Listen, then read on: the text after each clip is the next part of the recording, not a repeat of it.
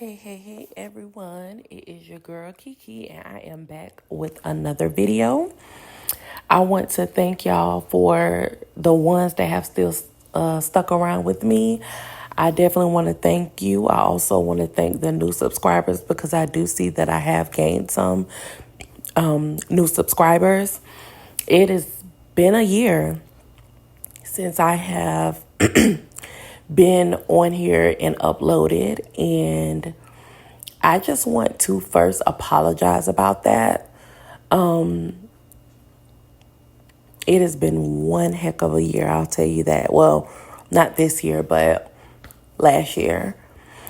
Anywho, what I want to do is I went from this channel being Nostalgia TV to now being TV Conversations.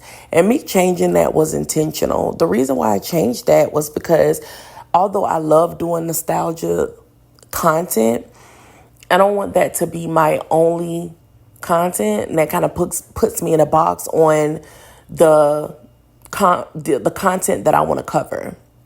So I renamed it TV Conversation so that way I can do, nostalgia. I can do old movies. I can do newer movies. I could do shows, newer shows, older shows, So that's the reason for that. I want to start with The Walking Dead. Now, you guys can give me some suggestions if I should do, episodes of the first season and then go into the next season, or, you guys could kind of let me know what you think of that. The Walking Dead isn't going to be the only thing that I do, but as far as a series, I want to start with The Walking Dead. Okay. So, The Walking Dead, I'm sure if you're listening to this, you know or are a fan in some way. The Walking Dead series is about zombies, but they never use the word zombies in this series because in their reality, zombies isn't a thing. That's not a thing. So that's why they never use that word, that terminology. They specifically call them biters or walkers. As we know, our group that we love, Rick's group, called them walkers. And so this is about walkers pretty much taking over the world. There's some virus that they find out about and people get infected. And, people, when you get bit, that's pretty much really it, and then you turn into one yourself, right? So on the first episode, we pretty much get a gist of the fact that the main character pretty much is Rick Grimes, right? And so when this whole thing goes on, Rick is in the hospital because Rick was shot. Rick is a police officer along with his best friend Shane. Shane is also a police officer, and they're like partners. Shane is single, just, doing his thing, police officer. Rick is married with a child. So while they're on duty, Rick gets shot. So when the apocalypse is going on and starting, Rick is still in the hospital from a gun wound. So he was in the hospital for weeks. So when this is going on, Rick has no idea that this is happening, right? And so Rick is in the hospital.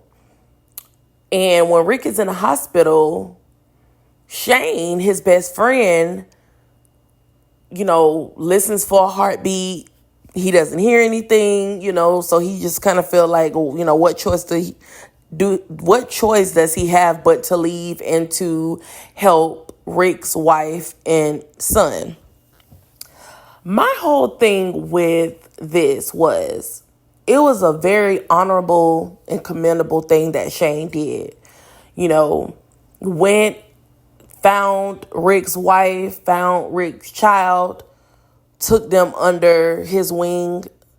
I feel like that's something a best friend should do or supposed to do.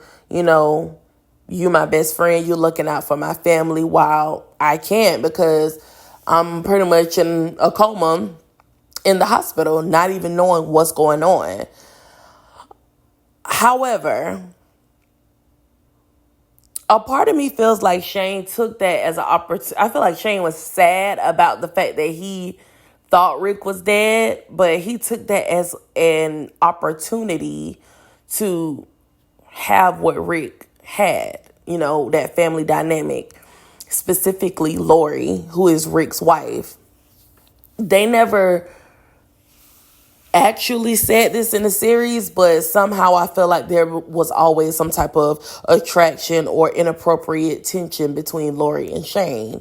And so he took this opportunity to be able to say, you know, I saved you and Carl, which is the son. You know, I saved you and Carl. I did a good deed. You know, now I can have this. Now, I'm not trying to judge Lori too much on the fact that she just fell into Shane's arms a couple of weeks into the apocalypse and thinking that Rick is dead. However, I'll say this. Me personally, I don't know exactly what I would do in this situation, but I'm just thinking about me and how I am. I feel that I feel like I would need a little bit more time to actually know that my husband is dead. I also feel like I would be so focused on other things. I don't know if I could be focused on, you know, get my groove on, especially with my husband's best friend, especially when the world is going crazy right now and I have a child that I have to try to look after and protect. If you notice, there were quite a few instances where Lori didn't know where Carl was or didn't know Carl went this place or that place. And I just feel like Lori had one job, and I'm not saying it was easy, but her one job a lot of the time was to look after Carl. She had one child. She didn't have multiple. And I feel like she failed at that quite a few times. And if she wasn't worried about getting her groove on with Shane, you know, maybe that wouldn't have been the case. But I know it was a confusing, crazy time. Everyone was, you know, scared. Everyone was vulnerable. So I'm not saying that she was just totally wrong for that. Okay, she thought her husband was dead. So, you know, she felt comforted by Shane because Shane was her protector. So, you know, they end up becoming intimate. I'm not saying that that is far-fetched.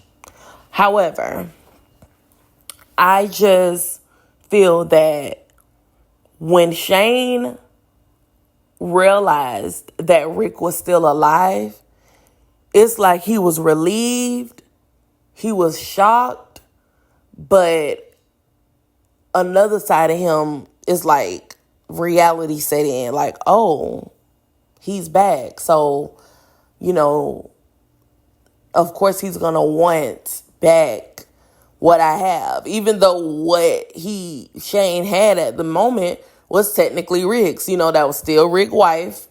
Of course, always would be his son. But Shane still felt territorial over that. And that's where Shane lost my respect. Like I said, it was honorable and commendable what he did.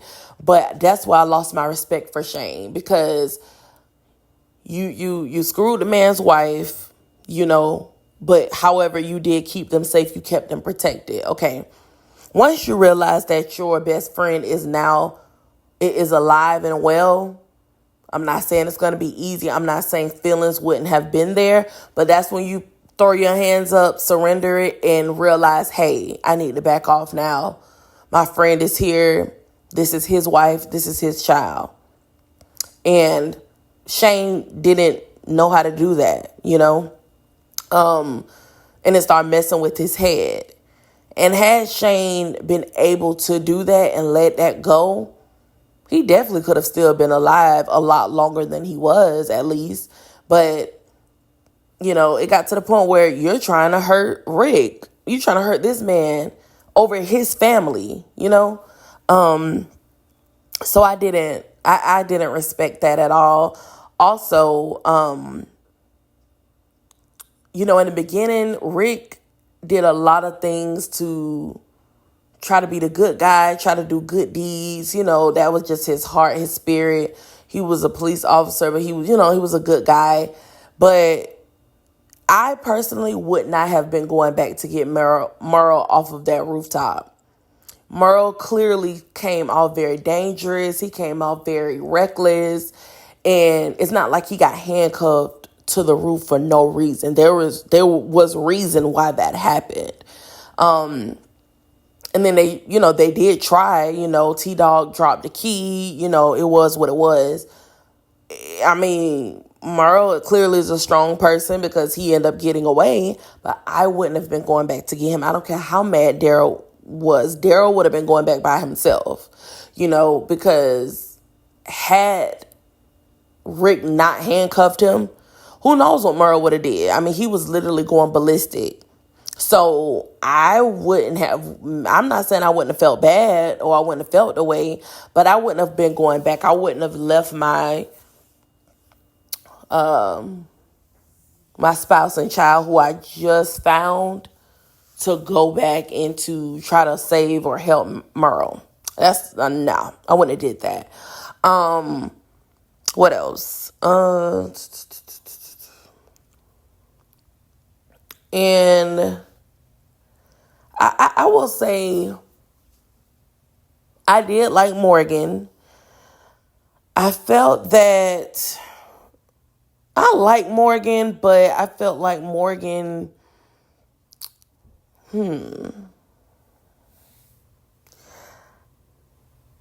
I just kind of would have liked to know a little bit more about Morgan and, I don't know, a little bit more about his background, I guess I can say. I didn't like Daryl at first. Of course, eventually I loved Daryl, but first I didn't care for Daryl. I've never really been a big fan of Lori, if I'm being honest. She was okay. I'm not saying I dislike Lori, but I've never really been a big fan of her. I did like Shane at first, but then I started to lose respect for him. Dale was a good guy, but Dale did get annoying. Dale overstepped boundaries a lot. Dale was like always in someone's business. I don't know. Dale was okay. Like I said, he was a respectable guy. He was trustworthy, but he was annoying. So yeah. So, and of course I love Glenn. Always have loved Glenn. Always will. And Andrea was okay. I wasn't really the biggest Andrea fan either. Carol got on my nerves at first, mostly because how weak and fragile she was and how, she was being treated by her husband. And eventually, of course, Carol ended up being another one of my favorites. So that's it for that's the overview for episode 1, season 1 of The Walking Dead. So give me some suggestions. What do you think I should do? Do you think I should just go into season 2 and kind of do an overview of that, or just do an overview of the season in general? Let me know what you guys think. Okay? And thank you for tuning in. Let's talk about it. Let's get into the characters. Let's talk about, season 1, episode 1 and the characters. And let's get into it. I want some feedback from you guys. And until next time, and next time will be very, very soon. Bye.